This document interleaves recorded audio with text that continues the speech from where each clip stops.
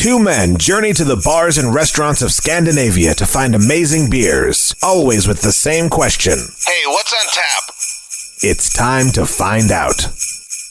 Merry Christmas. Merry Christmas. Today is the day. It is the 24th. We've completed the calendar, and True Christmas in Sweden begins. Yes. All right. Today is a day when you maybe not you shouldn't be listening to podcasts.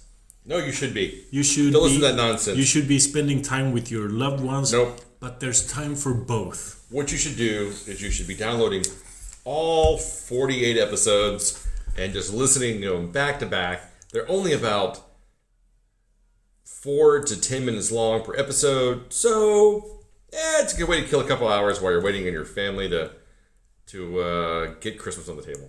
Yes. And finally, well, not finally, our own Christmas calendar ended on a really good note. It did.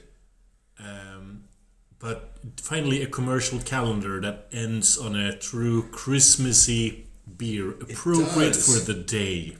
It is. And today we have the Jule Maelk, which is an imperial milk stout, coming in at 15% alcohol by volume. Oh, yes.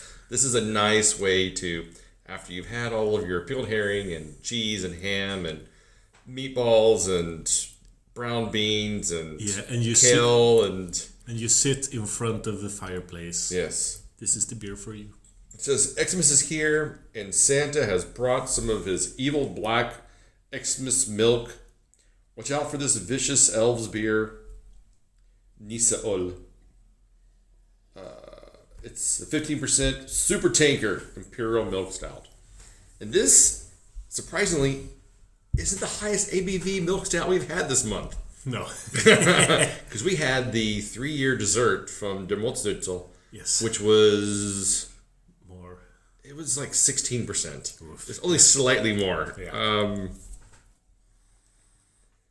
Because that was really weird that we had 2 ice stouts in the exact same month. Oh, right. Yeah.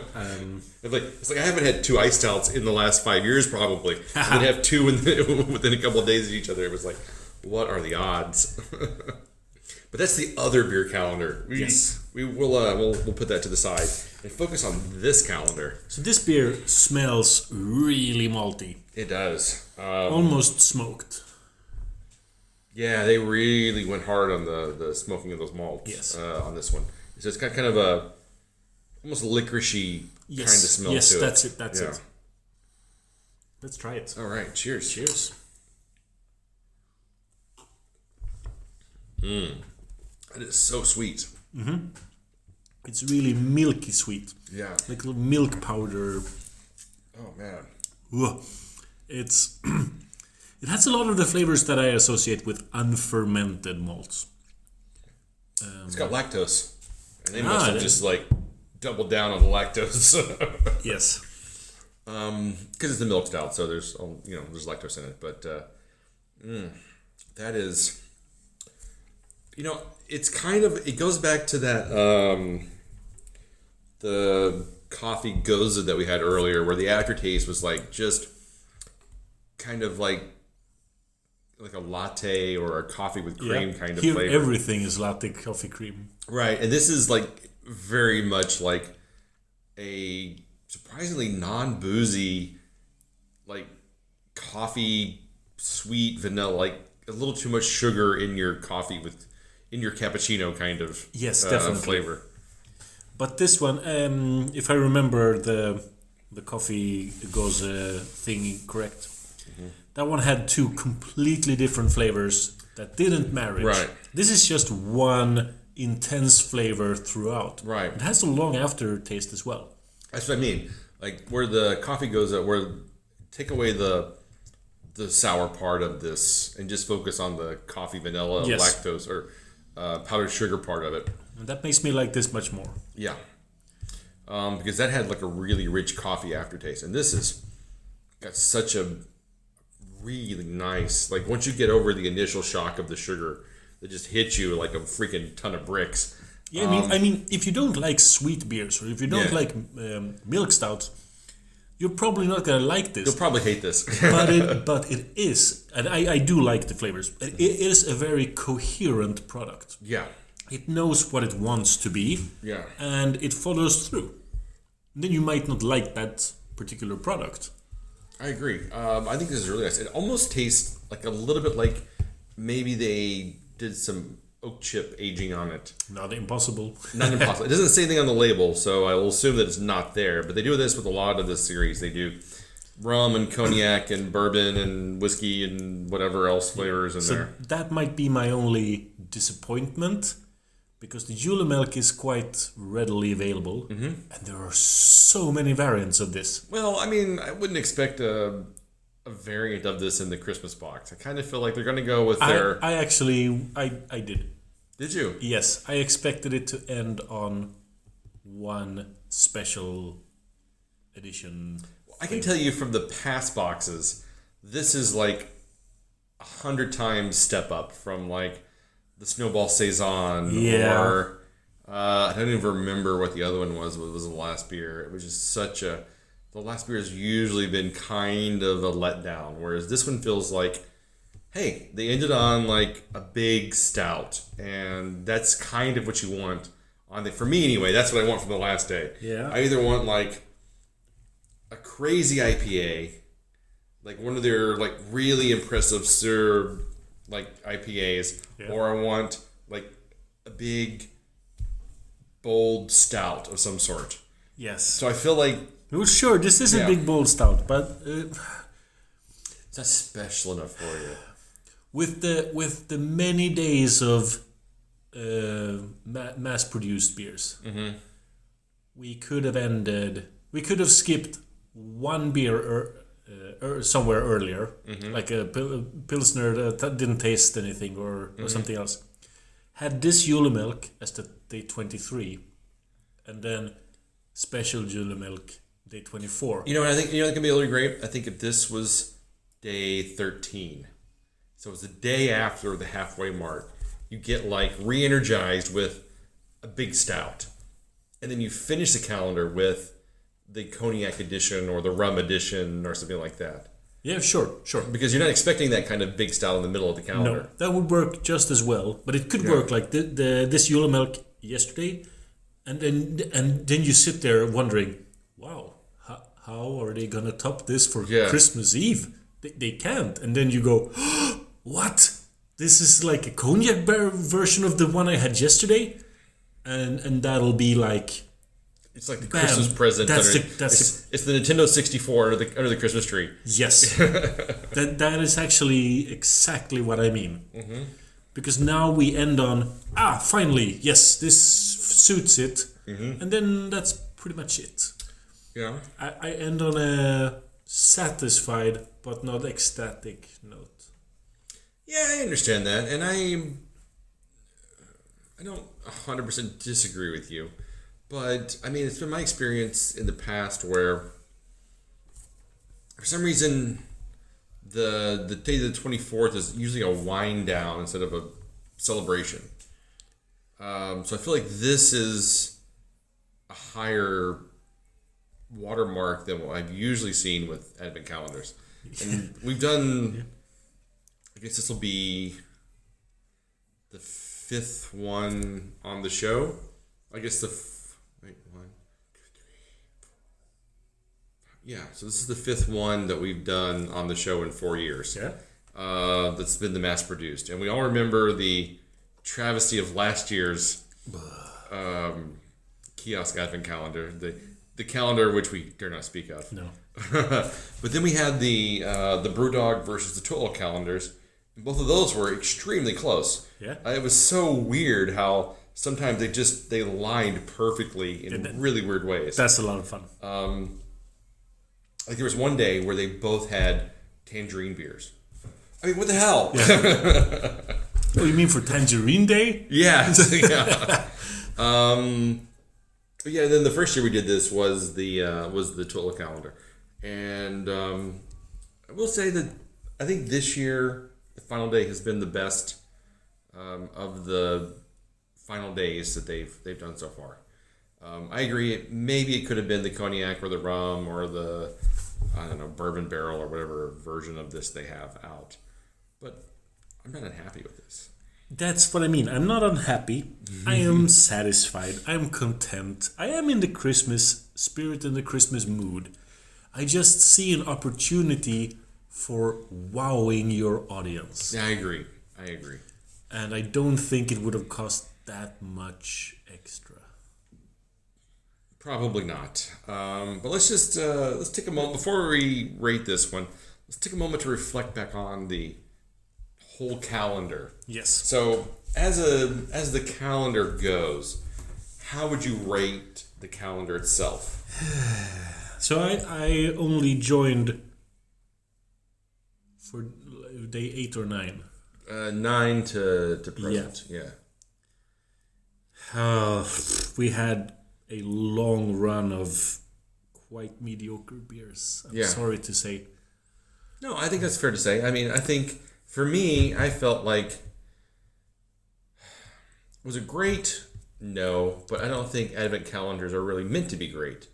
I think it's meant to be just a representation of beers for you to enjoy. Yeah. I mean, and if you go around and you look at, like, I don't know if you've looked at any other advent calendars that have been out, but when you start looking at the beers that people are trying on those things, it's more about variety and presenting interesting beers to you, as opposed to like blowing your mind with the best things that you've ever tried in your life. Yes. And there's going to be highs and lows, and I'm probably not the target audience for this box.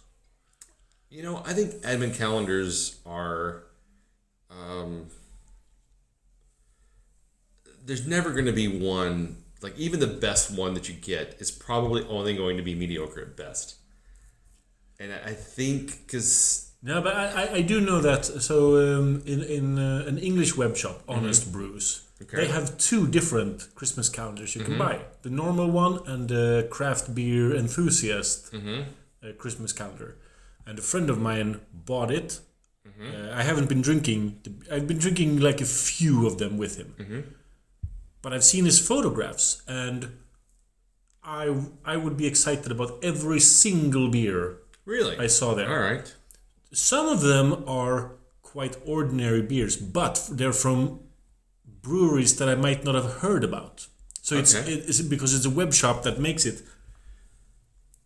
So I think you would need to buy a beer enthusiast calendar from another country, because they would pick. So then there'd be more surprise for you, because there'd be more breweries you've never heard of. Yes. In different ways, and so you're thinking from a web shop, you're not getting just the beers from the one brewery, you're getting the beers from a collection of breweries. Yes, so they would curate that list of beers and pick like up and coming new breweries that no one's ever heard of but make amazing beer, and get them out to a mass audience that goes, wow, I never realized this would be possible. So that was what I hoped the beer calendar last year that we will not speak of. That's what they had the potential to do. Because they do so much great stuff. Yes. And so you're expecting like, oh my God, Kiosk is such a great, shop. So they're going to like put together, like if they're going to put their name behind an advent calendar, they're obviously going to bring their A game. Yeah, we're going to see. They brought their F game. I mean, it was embarrassing. It was so bad. Yeah, an intern put that together. You would think so, but I know how it was put together. Intern.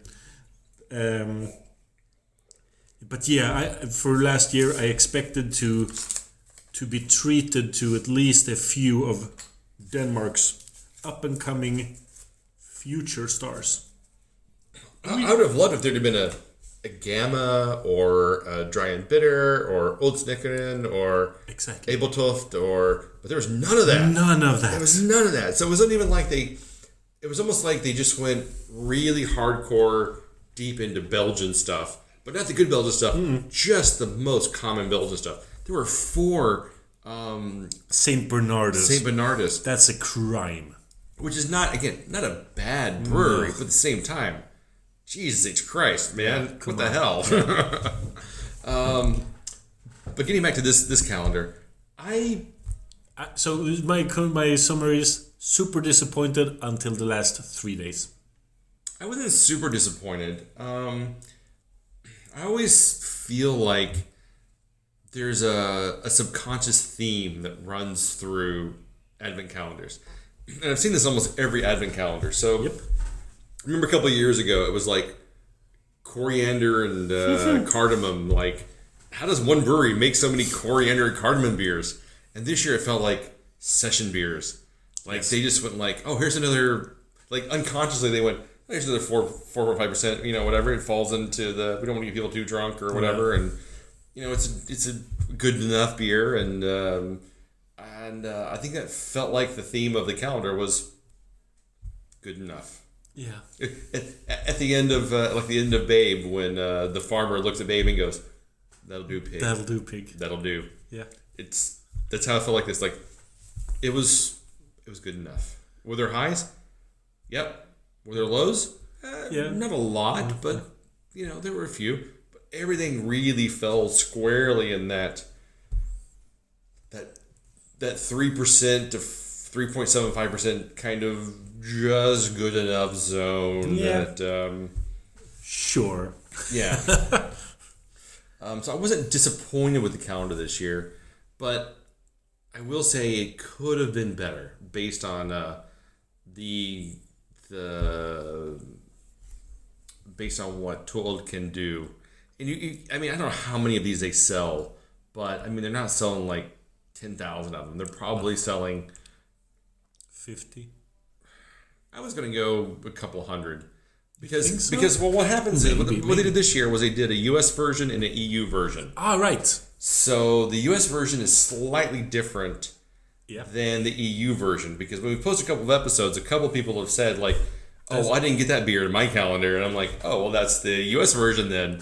Oh.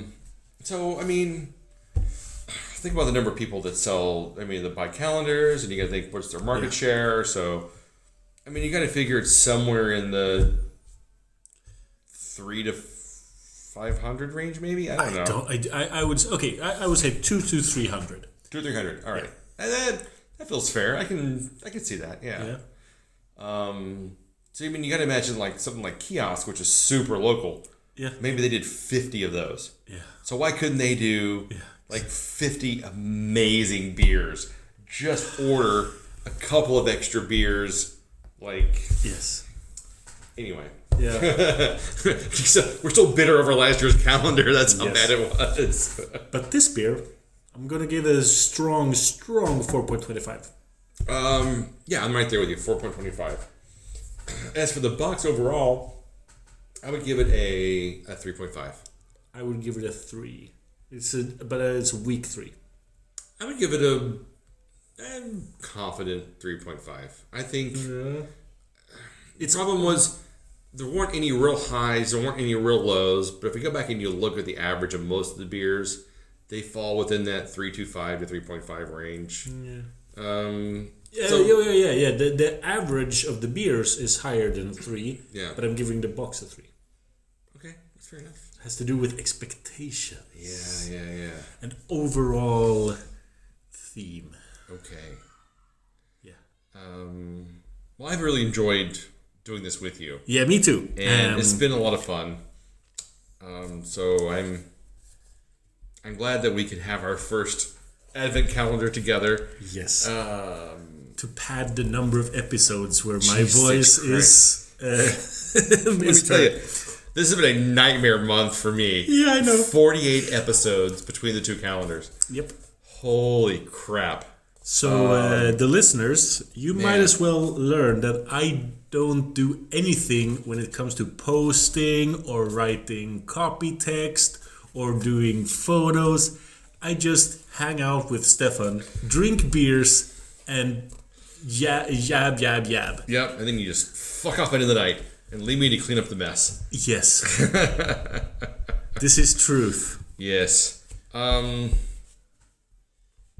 I've had a really good time with Me this too. calendar. Yeah. Regardless of how it went, and I will say it's been a good year. Yes. But we won't get into reminiscing about the year that was until No, we'll get there. Until another episode. Yes. But for now, again, I think this was a fun beer to end on.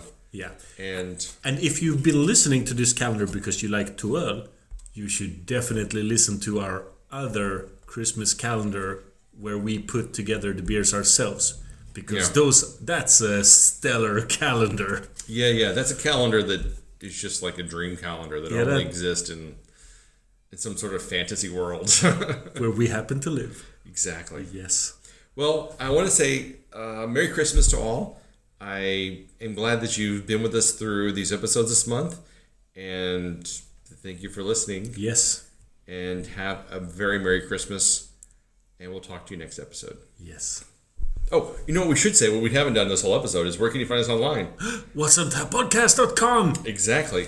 Maybe iTunes. Exactly. Spotify. Yep. And YouTube. There too. Facebook. We are Pod Syndicate. Instagram. Wow. All manner of things. Twitter. No, I don't do Twitter. I have an account, but honestly, I just don't have time for Twitter. Twitter is such nonsense. No, Twitter's too toxic, and whatsonthappodcast.com is all about love. It is. Okay, so you can find us online, and thanks for joining. Yeah. Through these two calendars. Merry Christmas. Merry Eat more. Christmas. Eat more food than you should. Right. Long live pickled herring. Yes. This podcast is part of the Pod Syndicate family. For more criminally compelling shows, articles, and conversations, head to wearepodsyndicate.com.